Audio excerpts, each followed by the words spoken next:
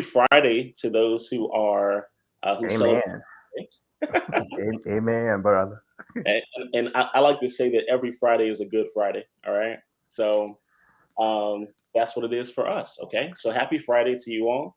And something that's really important for us to touch on real quick is all this pandemic stuff is going on. Is all the invasion stuff's going on, as inflation's going crazy, as CPI and all that other stuff's happening. We're forgetting about foreclosures, and that's like the lingering thing that's Hmm. in the background, in the shadows, around the shoulders, right behind us. That's the 800-pound gorilla. That's the 800-pound gorilla. Because Hmm. would you agree that we already have an issue when it comes to, I don't know, homelessness in America? we we have an issue with homelessness. We have an issue with affordability, Hmm. and then we have an issue with quality. Oh, Okay, because we got people basically living in squalor, and they are paying market rate to live in squalor. wow. So here's the thing, and you already know this, but I want to reiterate this for the listeners. Many of these things are they're like Russian dolls, right? They fit inside of another, right? Or one Hmm. thing leads to the other, or one cup flows over and flows into to the other cup like a waterfall. So affordability, right? Hmm. We're missing out. A lot of us have forgotten that there are still people who are behind on their mortgages. Hmm. There are still people who are still to this very moment having a hard time catching up, right? And then, if, for example, if someone can't afford their mortgage right now due to the pandemic, maybe they were let off of work or furloughed, whatever the event may be. Hank, do you think that a mortgage is cheaper than rent? Yes, Absolutely. It should always be that case, right? one would think, Yeah. It should always be and the always. and and and what happens with, in that you mentioned that people who allow you to rent their stuff, their perception is you can't afford to buy, and they see you as being in a between a rock and a hard place, and they are taking advantage. It's predatory in a sense. Well, yeah. So, well, in that case, economics is predatory. Uh, Right. Okay. I agree. I agree. So, I'm going to put a link to this Thursday's event here for us all next Thursday. Into Wow. that, and it promise, guys, it's all going to tie in. So, yeah, I mean, economics in general, there has to be, yeah, that's how economics But works. Your buyer but has to be a seller, has to be a market, all those things. So, yeah. Leland, I was driving back from a breakfast meeting this morning because I didn't get a chance to watch any of the news, and they were talking about the unemployment rate and the employment numbers for last month. Like they were good numbers, 600,000 people, blah blah blah, this that and the other. And they were saying how the the pay there was a pay increase of 5% over last year. Now, okay, Okay. I got my phone, and I want someone to indulge me just for a minute. I'm just gonna, because I try to get to the. I look at things differently. I think you've come to realize the fact that I'm a different sort of kind of guy. So say if you were getting minimum wage and you got an increase of 5%, you got an increase of 37 cents per hour. Now I came back from filling up my car with gas, and the price I paid was $3. and 89 cents a gallon. Okay. All right. So for people who, and it cost me $63 and some change. Okay. Got it. If you on minimum wage,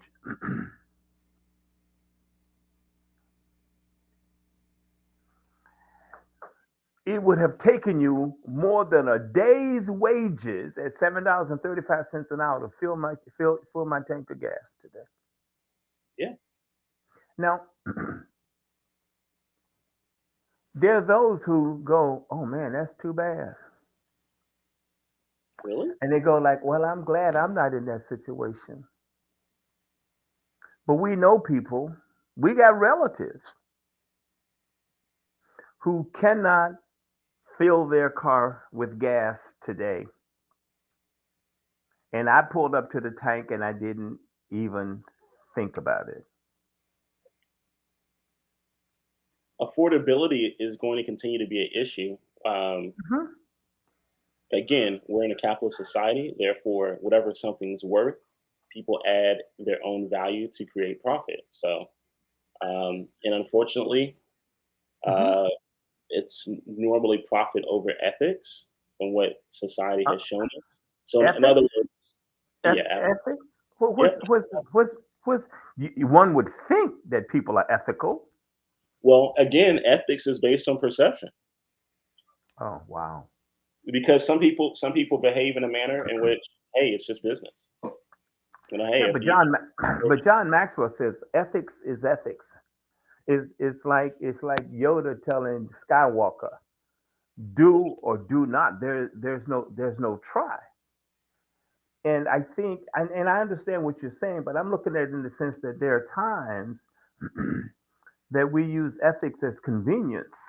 right, and it's normally, yeah, normally the case. I Yeah, mean, it's convenient. Yeah, yeah, and yeah. I want to touch on something real quick to tie it all in. As everything is going around us, right, Mm-hmm. and talk about affordability, that talks about housing, talks about living, and right now we have lenders repossessing properties. Absolutely. Based on the statistics, as you all can see here, we're talking about 57% increase from last month, 235% increase from last year. Mm-hmm. All right. Mm-hmm. Here's something that's pretty interesting. Um, in 2022, and this is just based off of really January's numbers, we're talking about in Florida that there's over 1,238 foreclosures that have begun the process. California 1,226, Texas 1,003, Illinois 757, Ohio 665 foreclosures as of January that have started. So what does that mean? That means that there are probably others in Mm-hmm. the foreclosure process have not started yet. But Mm-hmm. yet means that it what? It's in the pipeline.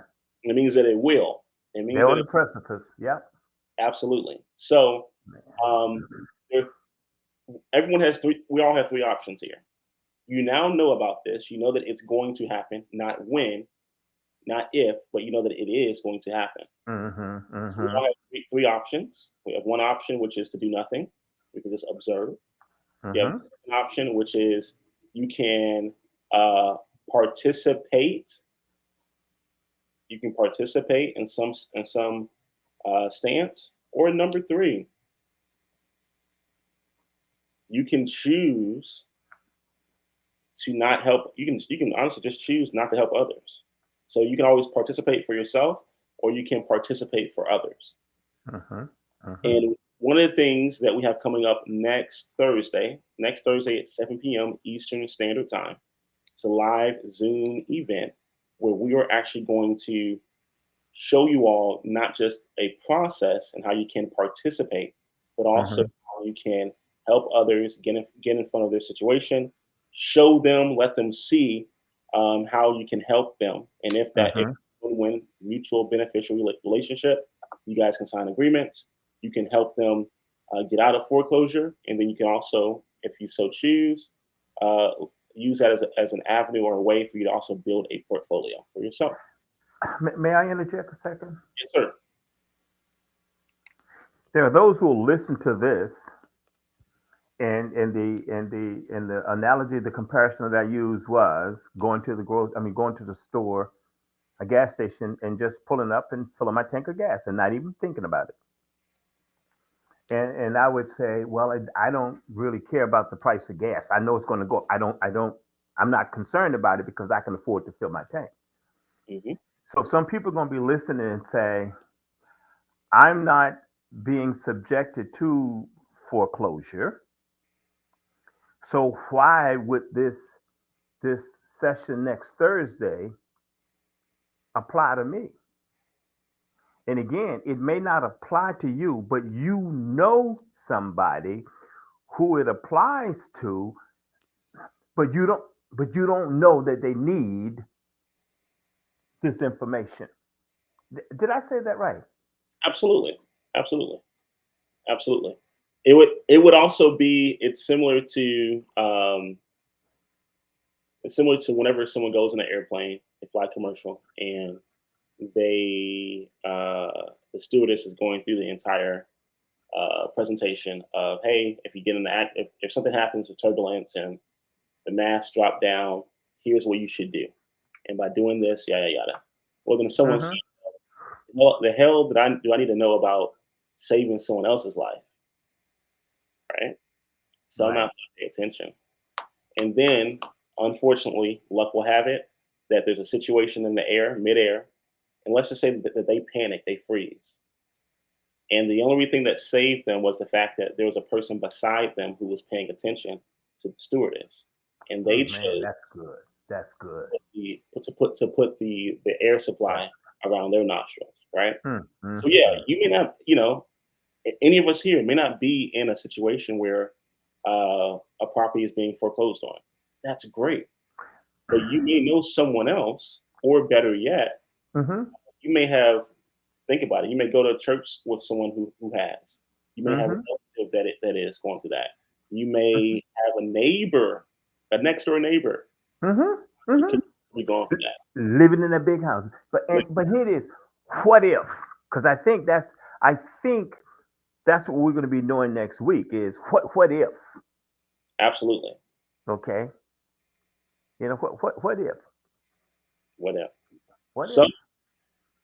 ask yourself that question, guys. Mm-hmm. Again, it's not about you per se, but it becomes an additional way for you to help someone else. It's just like someone saying, "Hey, I don't need to learn CPR until someone besides them drops to the ground." You're like, what do I do? No, It's until I drop, we hope like hell somebody knows how to do it. knows absolutely, Yes, absolutely. sir. We want to make sure someone knows. So, Yeah. with that being said, please go ahead, register. The event is free. It will be via Zoom. Come and ask as many questions that you may or may not have, that you have, really, because the Hmm. more questions that you present, the more it helps the audience as a whole to grow and learn together. Leland, have you noticed that sometimes when we host events, there are individuals who are inquisitive enough, informed enough to ask questions, but there are certain people who might need to ask a question and refuses to ask the question because they think someone will draw certain inferences, references, conclusions, inclusions, or what have you about why someone asked. But if you're facing foreclosure, or if you know someone who's facing foreclosure, now's not the time to be high and mighty or to be embarrassed. Okay? Just listen, take it all in, and we will give people the opportunity that if they want to have some one on one conversations after the training, will we give them a link to be able to talk to us at some time subsequent to the recording? Absolutely. We'll make sure that you all have access to a calendar link. You can schedule time that works best for your calendar, and then we'll Wow. be able to talk and actually basically diagnose further or consult further as well. Hmm. But Okay. also, let's say that hey, if you're not in foreclosure, we get it. Maybe you can look at this from the eyes or the lens of an investor as well. There's still a great learning opportunity Wait a available. minute. You're saying that because there will probably be an increase of foreclosures, that there might be a financial avenue for people who who have the capacity to participate in that arena for people who lose their homes. Absolutely, and I want to say this too. I can hear someone saying something like, oh well, I bet that takes a lot of money. It's not going to take as much money as you think. What's Hmm. most important is your awareness and your knowledge of what has to be done. And if you, as long as you take that with confidence, you'll find out a lot of times that the money itself is not the issue. It really Hmm. boils down to you being able to take the right action, having the wits about you, basically, right? The confidence to Hmm. move. And then, hey, if Well, it's a good scenario for everyone, that's where the money makes a bigger play. you know, Leland, I looked at it. I was just thinking, if we're to help somebody, if you are to help somebody, I'm talking to the audience. If you're able to help someone potentially who's in foreclosure, I got a sixth sense of humor. It becomes a win-win. It becomes a win for the person that you are helping to get through this because the strategies that we're talking about will help them to walk away with a certain amount of dignity. Yeah, We may be able to keep them um, from a situation that will tank their credit rating. Um, and depending on circumstances, I'm going to say this, but correct me if I'm wrong. You yeah, might be able to put a couple dollars in their pocket while you are investing in an enterprise. Did I misquote anything no, there, sir? no. I mean, there are different ways to make sure that each party that's participating, it's a win-win. Oh, okay, Yeah, okay. absolutely. Yep, So sort of like a symbiotic relationship. symbiotic relationship. Absolutely. Oh man. Oh There's a man. need. There's an opportunity. You come with a solution or a few solutions. If they choose Mm-hmm. that's what fits them, then you're able to work together to reach that common goal. I mean, again, um, something that we want to keep in mind is again, you yourself may not be in a financial distraught situation, and that's great, no problem there. But you may know of other people or be around other people that are in that situation that Mm-hmm. you may have never thought of. That I'm thinking. Say if I was a small business owner and I haven't been able to pay my employees a livable wage. Maybe I'm paying them 13, $14 an hour. Okay? And I don't know their circumstances, but I could let them know, hey, don't know your circumstances, but I heard of this class, this training, this seminar that's going to be happening next Thursday for individuals who may be facing foreclosure. And I don't know what it's worth. I'm not saying you're involved or yada yada yada. However, you may want to check it out, or you know somebody who may want to check it out. Yeah, Okay. Wow. absolutely. And you So say it's free. And you say it's free. absolutely, it's free. Wait, Free registration. Yeah. but Leland, I don't know too many people who would be providing free advice and free information to people who may be down and out. No, Well, really. Think of they, yeah, they'll yeah, come over and pounce on them. Yeah, when you think about it that way, yeah, there aren't. Yeah, good point. There really aren't. What I want people to understand is information in itself is a bullet. Mm, mm, Information is ammunition. mm, Now, the best way to use ammunition really depends on the weapon that you have. Like for example, I mean, I could give you bullets that are best for a 9 millimeter, for example. But if you don't own a 9 millimeter, doesn't matter. mm, So mhm. the knowledge are bullets. The actual weapon itself is your execution. Mm, mm, mm. And many people will pray, hope, and sometimes bet the entire farm on the ammunition. Wow.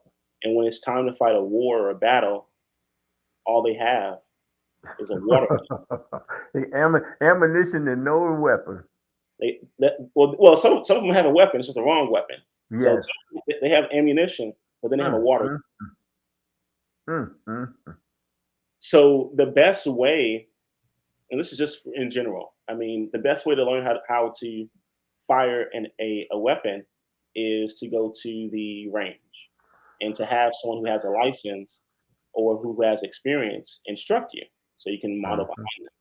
mhm, Uh, mhm, and so that's always the first thing before you go into live fire and all that stuff.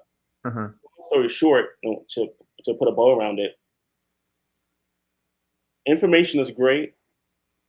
Execution is what validates and brings basically brings validity and gain to that information. If you're taught something and you don't use it, Mhm. it's worthless. I was just thinking because there are those who expect the expect somebody else. I started to say federal government, but shame on me. Expecting somebody else to have all of the solutions to their problems, predicament, their situation. And stuff happens all the time that causes people to not be able to do things that they plan to. And I don't know anybody who plans to fail, but I know a lot of people who fail to plan. Now, the federal government has given everyone who has a FHA loan, a VA loan. I think it probably covers traditional loans as well. 180-day extension that says that you got some breathing space, but I think in April or May the guillotine falls, and if you haven't done something to correct the the the situation that you're on or in, then you've got a self-fulfilling prophecy, meaning Right. you had ample time to do something, and you through fear, through embarrassment, through lack, you chose, conscious decision, not to do anything to help your situation. Then shame on you, and somebody else will come to this class, learn something, and benefit from your mistake. And that might sound harsh, but reality can be harsh sometimes. Okay. So I just say that people have had Big Brother looking over their shoulders on more than one instance, particularly dealing with COVID. So COVID has been bad. COVID has been good. COVID has been COVID. Okay. But in COVID, employment numbers went up. In COVID, people left jobs. In COVID, people got pay raises. In COVID, people lost homes. In COVID, there were moratoriums to keep them in your home. The point I'm making to you is in all of the flux of COVID, there has been lifeline after lifeline after lifeline provided to us. And then the only thing we needed sometime was just a breath of fresh air. That's being provided right now. Okay. But in April or May, you're gonna have to put on your own mask now. And that's the harsh reality. A very, very harsh reality. Okay. Very But I harsh. think, I needed to just say that federal government has extended, and here's the dichotomy, um, or um, the the complexity of the issue. If you owned a house, you still got to pay mortgage. But if you had a home rental property and someone was staying in it, and there was a moratorium that you couldn't evict them, you still had a mortgage payment. All right? Yeah. But there was relief provided. If those individuals lived in an apartment complex, you own the complex, there was a moratorium, there was some relief provided. Okay? So I'm saying that you haven't been alone in the storm.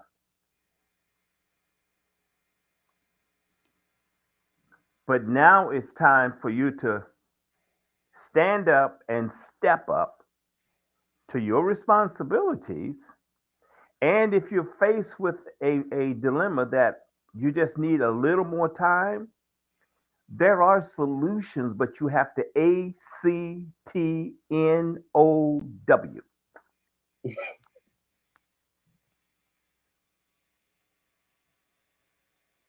That's true.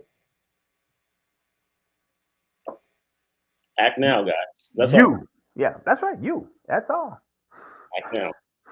You know, I can hear the roar of the waterfall. So if Act. you can't row fast enough, I hope you swim faster than you can row. Or you got to get to shore as fast as you can. Otherwise, you're going to go over the waterfall. Absolutely. Okay. I'm scared. I can't swim. That's not so what are you gonna do? Just you gonna stay in this raft and go over? You're gonna die, or you can try to stay alive. I want to make sure that as we conclude, whether you are in this situation or not, guys, um, it's still beneficial to have a spare life vest, Oh yes, a safety net. Yes, Lord. because you know what? If you're in an area that floods, you don't know when, but you know there's an opportunity that there could be a flood, and you're better Mm-hmm. off having a raft or a life vest, and maybe a spare one to help someone else out. So Mm. that's it. Man, that was deep, man. We'll talk Listen, soon. well, yeah. Hope some of you are inclined to join us next Thursday evening. Um, and you have everything to gain and nothing to lose but a little bit of time.